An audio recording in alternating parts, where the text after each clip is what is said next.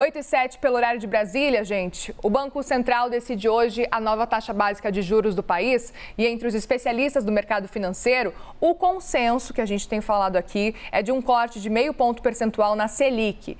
Débora vem conversar com a gente. Muito bom dia, bem-vinda. Bom dia, Amori, bem, obrigada. Bom dia para todo mundo que está nos acompanhando. Dia importantíssimo de super quarta e essa decisão acontece logo depois do presidente Lula ter falado na última sexta-feira que a meta fiscal podia ser alterada porque os gastos podem aumentar. E aí a gente viu o que aconteceu nessa semana, né? Gerou muita preocupação, o mercado financeiro ficou desesperado praticamente.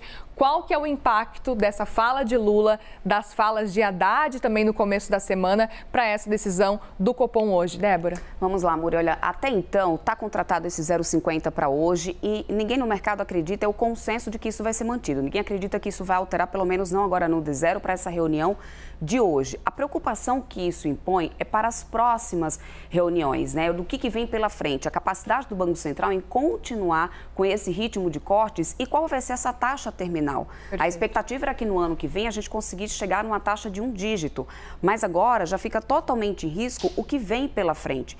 Inclusive, eu conversei com o estrategista-chefe da RB Investimento, o Gustavo Cruz, e ele me falou um pouco sobre isso também, sobre essa questão, né, do que a gente pode esperar do Banco Central em relação ao Copom. Vamos ouvir. Hoje é um dia bem importante para os mercados, muito por conta das reuniões de juros aqui no Brasil e nos Estados Unidos. A reunião brasileira mais precificada, de forma unânime, o mercado espera um corte de 0,50, indo para 12,25 a taxa Selic ao ano. Também espera uma sinalização de que vão seguir nesse ritmo e em dezembro, mais uma vez, reduzindo 0,50. Aqui no Brasil também um pouco de dúvida sobre o comunicado. Já é esperado que uma menção sobre o cenário internacional ter ficado mais desafiador da última reunião do Copom para essa, deve estar lá no comunicado, mas e o que mais? E a inflação que foi um pouco mais para baixo, que cedeu um pouco mais rápido do que o esperado? O quanto esse cenário internacional pode ser mais desafiador e vai tirar um pouco de liberdade para cortar juros no próximo ano? Isso será que vai ser mencionado? Não vai ser? Portanto, tem sim temas para a gente acompanhar, mesmo com uma decisão já bem precificada. É isso aí, vamos ter que ficar de olho nesse comunicado do Copom. E vamos entender então como é que a gente está com essa taxa básica de juros. Eu trago aqui na tela só rapidamente aqui um histórico do que a gente tem. A gente veio de 13,75 lá atrás, antes da pandemia, em 2017.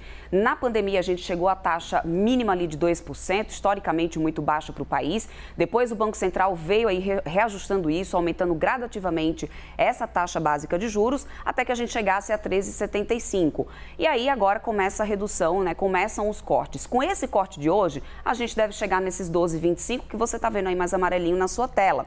E na próxima reunião, a expectativa é de mais 0,50. E esse número chegaria a 11,75 até o final desse ano. O que ainda é uma taxa muito alta para o Brasil, para a operação do país. Isso impacta diretamente na qualidade, no valor do crédito, tanto para a operação das empresas e até mesmo na dívida do governo. Com juros mais altos, as contas ficam mais caras. Então, é um momento importante que o Banco Central continue progressivamente com essa queda nos juros, porém, por outro lado, não sai de cena esse risco político devido a essa questão da meta fiscal, que agora começa a entrar em questão. Inclusive, quando você muito bem lembrou, Muriel, com essa lembrança que houve aí, com essa reunião que houve aí no final do dia de ontem, o presidente batendo a tecla de que precisa ter ajuda do Congresso para arrecadar mais, para conseguir chegar no equilíbrio fiscal, mas ainda assim, nos bastidores de Brasília, já correndo aí a conversa de que o reajuste da meta fiscal seria de 0,25% por aí. O que para a imagem ali política seria uma falta de credibilidade, seria colocar a credibilidade ali do governo já em risco.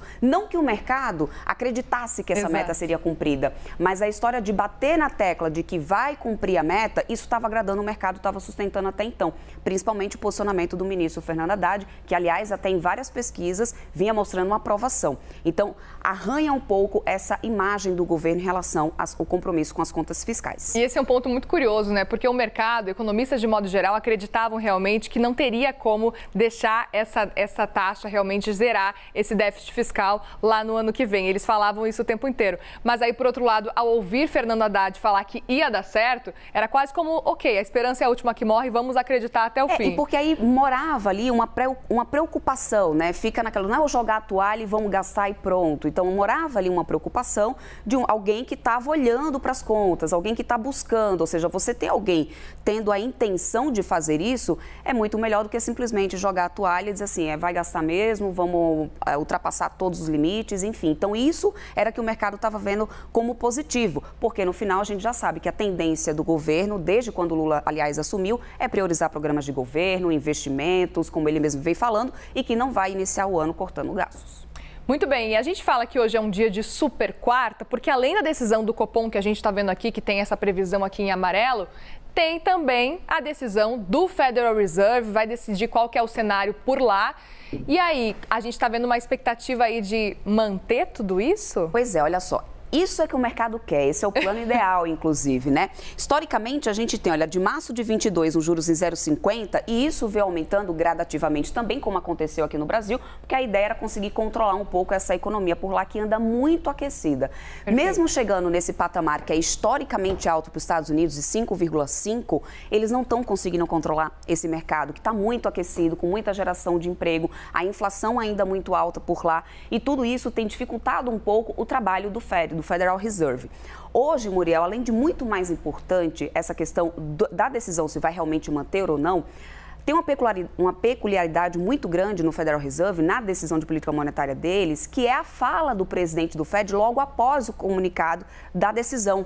E é essa fala, essa entrevista no depois, que a gente consegue tirar nas entrelinhas qual o posicionamento do que vem para frente. Inclusive, a própria sócia analista de renda variável da Nord Research, a Marília Fontes, ela avalia, inclusive, não só essa decisão dos juros nos Estados Unidos, ela diz que isso é mais complicado do que, por exemplo, aqui do Brasil. Isso porque o país norte-americano, como eu falava para vocês, ainda enfrenta uma inflação muito resiliente. Esse é o consenso do mercado. Então vamos ouvir.